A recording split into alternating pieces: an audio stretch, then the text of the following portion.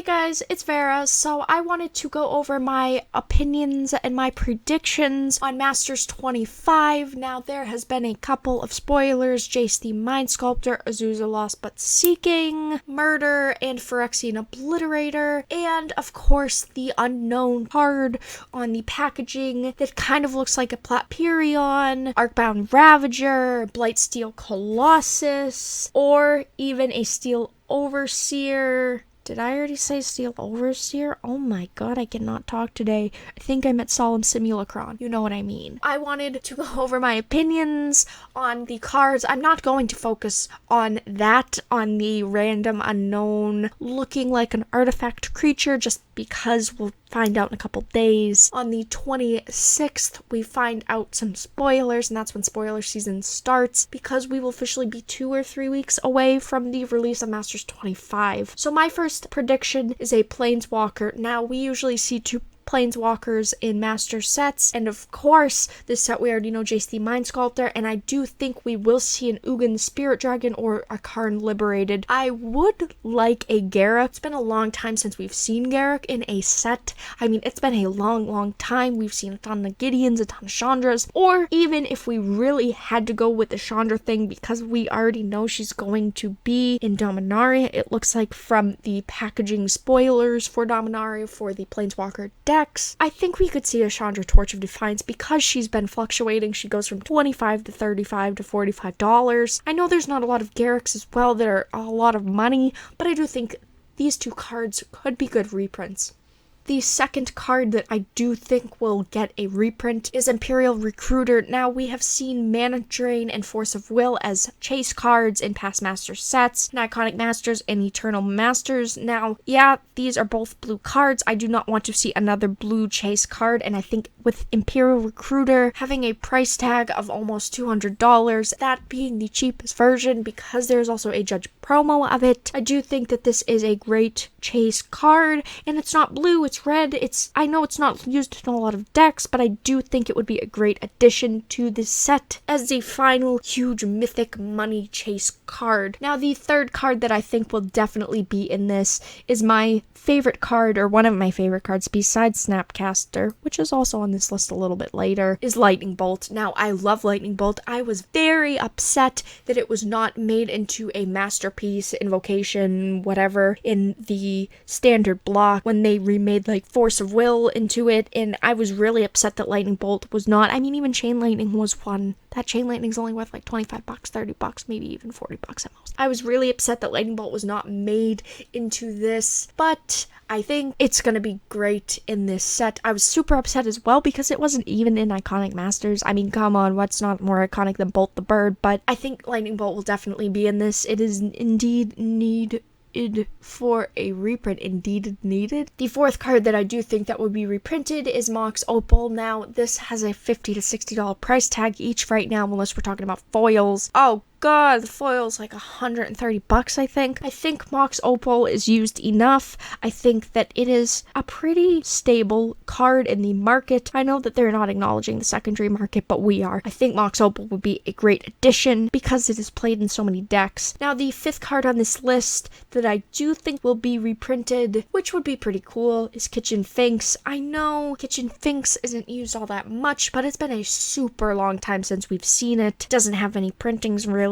It would be a great card. That's part of my white prediction. That's my only white prediction card for this set, because I'm sure we're going to see a lot of common and uncommon white cards. I don't think there's going to be a lot of chase white cards, but I do think Kitchen Finks should definitely be on this list. Now, I know that we just saw Snapcaster in Modern Masters 17, but I do think there is a chance that Snapcaster, or maybe even Liliana, because, I mean, if we're going with Master 17, it doesn't particularly matter.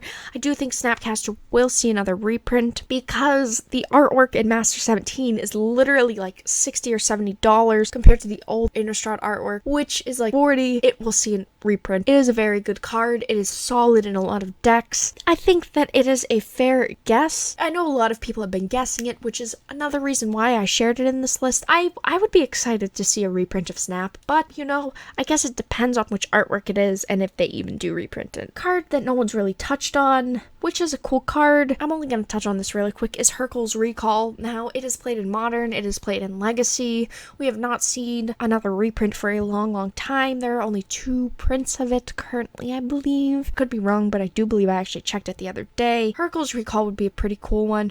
I mean, we've seen recalls. I think this is definitely a good blue card, especially with Jace coming out reprinted. Overall, that would be a solid reprint, and another solid reprint I do believe would be Bloodbraid Elf. Now, of course, Jace is in this. Jace just got unbanned, and Bloodbraid got unbanned as well. There are only 3, maybe 4 printings of Bloodbraid Elf, because I know one is a promo, an F&M promo. I think Bloodbraid will be in this just because it got I think Cascade decks will be very powerful now in formats like Modern, you know?